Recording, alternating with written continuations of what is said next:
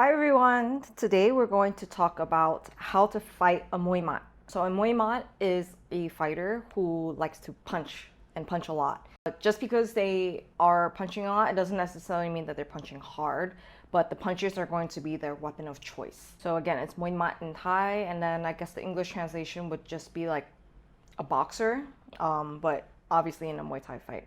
It's important to first understand the qualities of being a Muay Mat. Because a Muay Mat uses their hands and punches are one of the medium / short range weapons, they are generally forward fighters.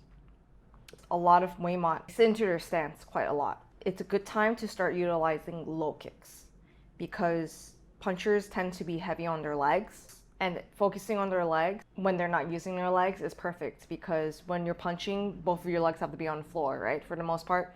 So you're capitalizing on the fact that they're probably not really going to block your low kicks, and those leg kicks can add up. They can really slow them down, especially over the rounds. And if you place the low kicks at the right spot, you can even stop the fight altogether. So even if you don't stop them, but you make the kicks hurt, they're going to think twice before coming in to punch. And once you've taken away their main weapon, then not to say that you're automatically going to win the fight, but I would say for the most part, the danger is over. Kicking the legs also disrupts their punching rhythm. When people come in to punch, they usually have some combinations in mind, or they do a lot of rhythmic stepping with the punches. And when you start kicking the legs, then it forces them to kind of reset in a way. That all in turn can limit their ability to generate power behind their punches. Now, because Muay Mat fighters tend to go forward, you would also want to work on your footwork. If you just back up in a straight line and let them hunt you down, then it's going to be very easy for them to catch you. So when you work on your footwork, you want to work on lateral movements, but also like circling around them, controlling the ring, that kind of stuff. It's harder for them to get you against the ropes, and it's harder for them to land clean punches. Third tactic when fighting a Muay Mat: elbows. So when people punch, there's always going to be at least one hand leave their face. And some people, when they get really into punching, then both of their hands can kind of leave their face and they start punching from like their chin, or like their hands are all the way out away from their head.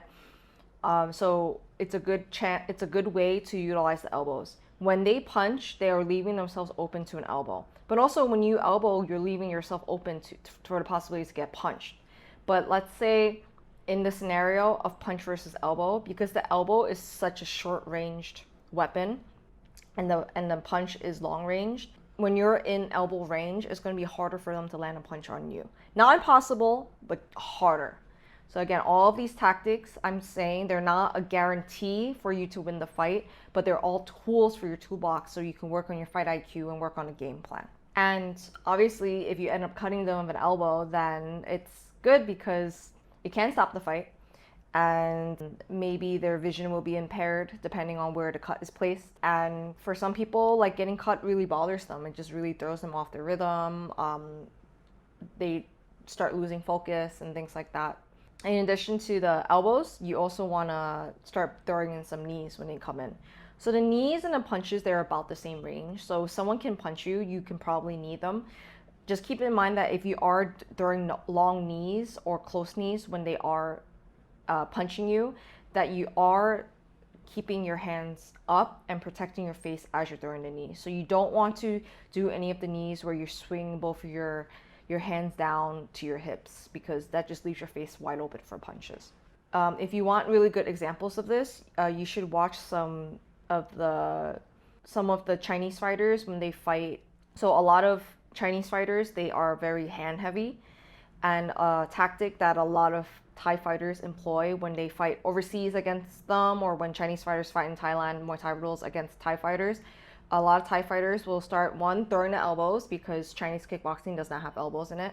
And two, also start throwing the knees because due to Chinese kickboxing not having any clinch, and the fact that they don't like really practice clinch in these Chinese kickboxing camps, a lot of the Chinese kickboxers, they don't really know how to take the knees. And a lot of Thai fighters end up ending the fight early, winning by knees. And speaking on the topic of short range weapons, the next method or the next piece of advice I would give you to fighting someone who is a puncher is to engage in a clinch. So the clinch is the closest that you can get. When you get them in a clinch, you stop their punches, obviously, because they can't punch when you have the control of them that close. So working on getting good dominant positions in the clinch is going to be very key here if this is a method you're going to use. This is not to say that you're going to automatically be better in a clinch, right? Like you meet a lot of punchers who are also very good in a clinch. So it's important that you work in your clinch and get really good at establishing those dominant positions early on, and controlling the arms especially, because if you start controlling the arms, then they can't throw their favorite weapon. And also in the clinch, you can start using like off-balancing techniques like sweeps and dumps. And then once you start doing that, then it could really throw them off their rhythm even more. I've touched upon this next point a few times already, but you do have to work on your defense. When someone is punching you and they like to use punches, that's probably like one of your highest chances of getting knocked out. So you do want to protect yourself, protect your head, protect your face, but also protect your body. Good punchers, if they know what they're doing, they're going to go head, body, body, head, head, head, head, body, body, body, body, head. They're not just going to keep going for your head. So you also want to make sure that you're doing your conditioning and you're ready to take those body shots. And because you're going to be fighting someone who is probably going to be aggressive, you have to keep up with the pace. So I definitely recommend you work on your conditioning and your endurance. Make sure you run, make sure you do your sprints, make sure that you're training consistently, because all of those will help you with your cardio, your endurance, and your ability to keep up and attack back in the ring. So remember, I'm giving you a lot of these techniques and strategies and tools. It's up to you to implement them and find a way that is best for you to implement. So if you have one of these strengths already, then maybe that's a good starting point for you to work on if you're about to go against a puncher.